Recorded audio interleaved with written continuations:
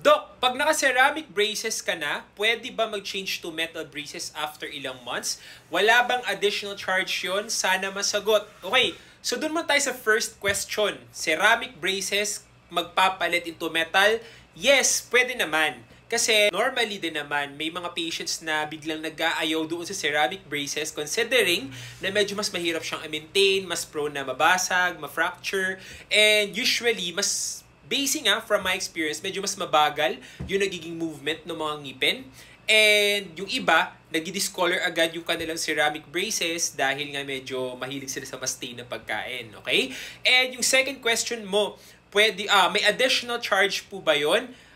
Basing from my practice, yes, may additional payment po siya since magpapalit tayo ng panibagong brackets plus mag-undergo tayo ng removal ng braces which is medyo kailangan natin na mabusising pagkatanggal ng pandikit doon sa mga ngipin mo. May possibility lang na pwede na mas maging cheaper yung payment terms mo since mas mura ang metal braces compared with the ceramic braces. Pero still, the best thing na dapat mong gawin is i-ask mo yung clinic kung saan ka nagpakabit ng ceramic braces kasi ang mga clinic po may iba't iba kaming policy and iba-iba din yung mga contracts na ino-offer namin. So, I highly recommend na kausapin mo yung dentist mo.